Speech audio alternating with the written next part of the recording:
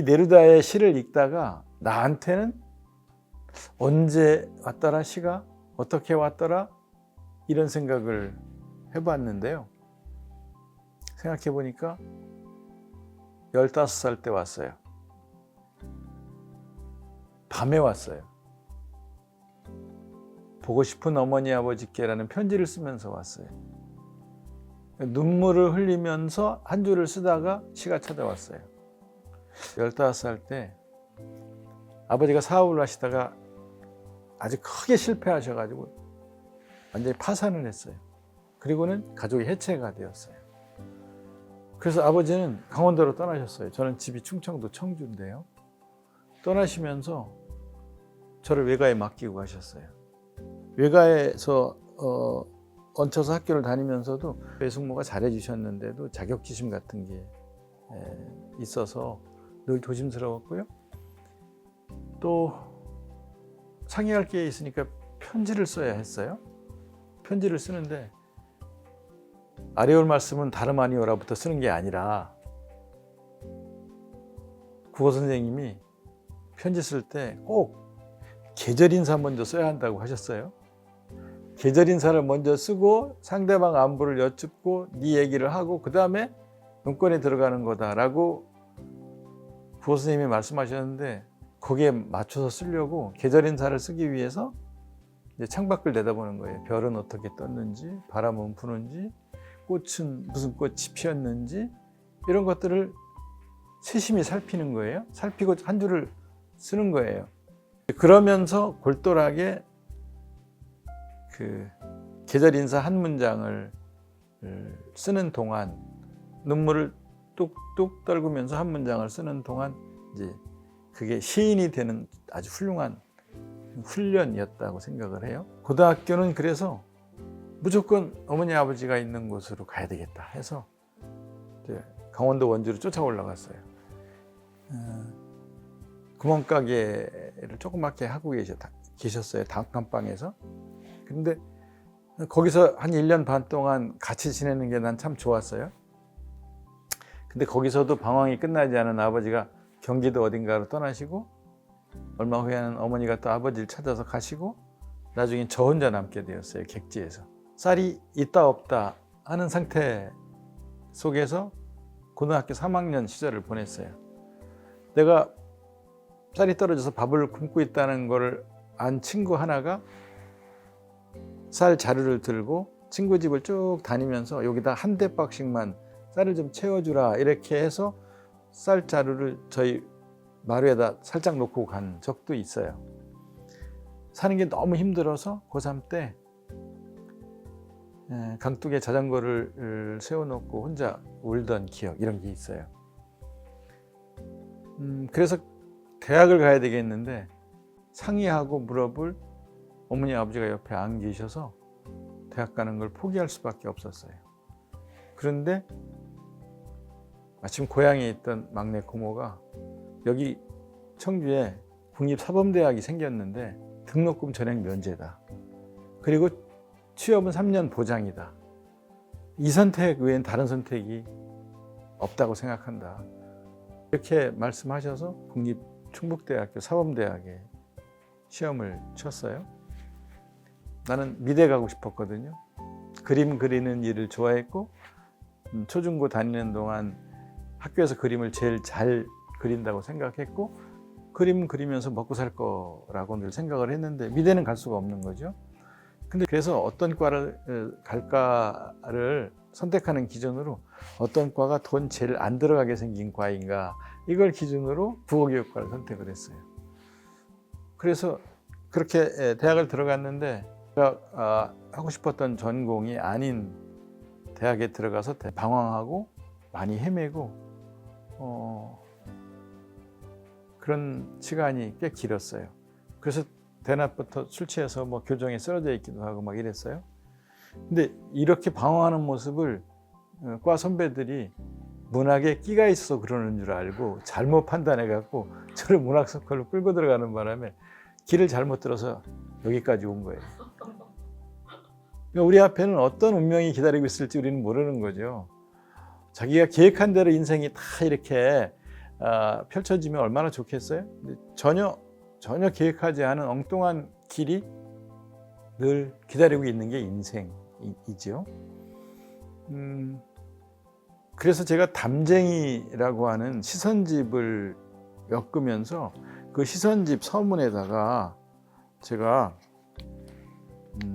이렇게 썼어요. 나의 문학은 가족의 해체에서 출발하였다. 나의 문학은 가난에서 싹이 텄다. 나의 문학은 좌절에서 시작하였다. 나의 문학은 상실에서 비롯되었다. 이렇게 썼어요. 서문대학을 졸업하고 청산고등학교라고 하는 고등학교에 첫 발령을 받아서 아이들 가르치는 일을 하면서 교사로 살았어요. 결혼도 하고 또 아이도 낳고 이렇게 생활을 하던 30대 초반 32살의 아내가 암으로 세상을 떴어요. 낳은 지 넉 달밖에 안 되는 아이 딸내미를 놓고 또 위에 2살짜리 아들이 그 남매가 있는데 그 남매를 놓고 32살의 아내가 암으로 세상을 떴어요. 참 힘들었어요. 울면서 시 많이 썼어요. 근데 그 한 편의 시를 울면서 쓰면서 그나마 하루를 견디고 일주일을 버틸 수가 있었어요. 시가 아니었으면 그 힘든 시간을 견디지 못했을 거예요. 그런데 내가 울면서 쓴 시를 독자들이 울면서 읽어준다는 걸 알게 되었어요. 울면서 쓰지 않은 시는 울면서 읽지 않는데 울면서 쓴 시는 독자들도 울면서 읽는다는 것을 알게 되었어요. 그래서 내가 이 시집 서문에 나의 문학은 상실에서 비롯되었다. 나의 문학은 버림받음에서 지속되었다. 나의 문학은 아프고 병든 자리에서 다시 시작되었다. 외로움과 가난과 좌절과 억압과 상실과 아픔이 없었다면 나의 문학도 없었을 것이다. 이렇게 썼어요. 나는 이제 그것들에 감사한다.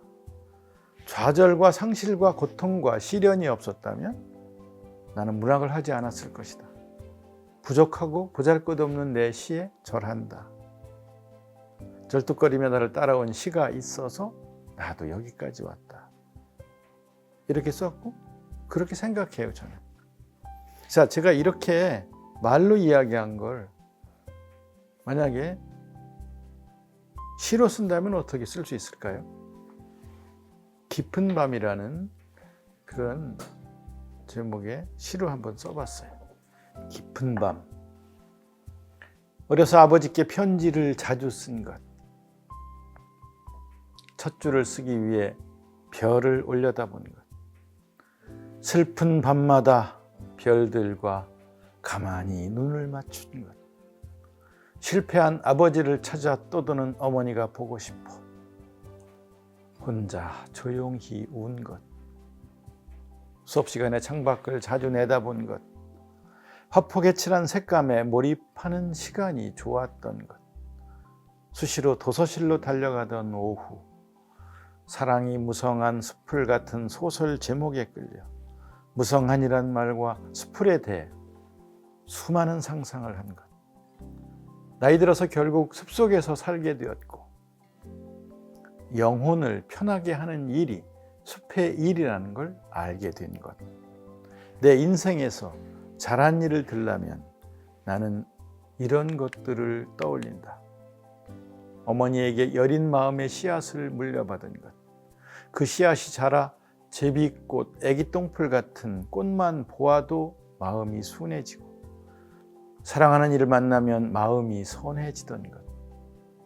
20살에 니체를 알게 된 것. 반야심경을 꼼꼼히 읽은 것. 좌절과 자학이 질펀하던 시절에 사르트르와 키르케고르를 만난 것. 빈곤한 날들의 끝에 톨스토이를 좋아하게 된 것. 변방에서 쑥부쟁이처럼 비천하게 살았지만 의롭게 살다 간 사람들의 인생을 흠모하게 된 것. 시골 학교 선생으로 오래 일했던 것. 그것도 잘한 일의 목록에 들어가야 할 듯 싶다. 깊은 밤이라는 시의 전문은 아니고요. 부분인데요. 아까 이야기로 한 것을 시로 이렇게 옮기면 조금 더 정돈된 것 같고 조금 더 정서적으로 이렇게 접근하고 있는 것 같고 조금 더 간결하게 다가오는 것 같은 느낌을 받으실 거예요. 이런 게 시예요. 이야기를 정돈해서 이렇게 여러분들에게 전하는 이런 게 시인데요. 이렇게 정서적으로 다가가게 썼다고 하지만 내용은 불행한 이야기예요. 아픈 이야기들이죠. 그래서 키르케고르는 시인에 대해서 뭐라고 말을 했냐면 격렬한 고통을 가슴속에 품고 있지만 탄식과 비명이 입술을 빠져나올 때는 아름다운 음악으로 들리는 불행한 사람이 시인이다. 이렇게 말을 했어요. 키르케고르가 시인은 불행한 사람이라는 거예요. 격렬한 고통을 가슴속에 품고 있는데 다만 그것을 아름다운 음악처럼 들리게 말할 뿐 실제로는 불행한 사람이라는 거죠. 근데 그 불행을 사랑하는 사람이 시인이에요. 그 불행을 향해서, 그 불행한 운명을 향해서 오라 운명이여 나는 너를 사랑하겠다 이렇게 말하는 사람이 시인이에요. 우리가 윤동주를 사랑한다고 말을 할 때 윤동주의 서시라든가 하늘과 바람과 별과 시를 사랑한다고 할 때 그 안에는 윤동주의 불행한 운명을 함께 사랑하는 대목이 있는 거예요. 27살에 이렇게 순수하고 이렇게 선했던 한 시인이 이렇게 고통스럽게 죽어가게 만든 그런 역사는 도대체 무엇인가, 이런 생각을 하면서 그렇게 안타깝게 죽은 사람의 운명까지 함께 사랑하는 거죠. 이육사의 시를 사랑한다고 할 때 이육사도 평생 30여 편밖에 시를 남기지 못했어요. 시집 한 권 분량도 안 되지만 그가 남긴 광야라든가 청포도라든가 이런 시들을 사랑하면서 동시에 해방도 보지 못하고 죽어간 그 이육사의 그 운명을 함께 사랑하는 거죠. 그런 예술가들은 그 불행한 운명을 원망하지 않았고요. 오라 운명이여 나는 너를 사랑하겠다 이런 자세를 가졌었어요. 그게 시인이라고 생각해요.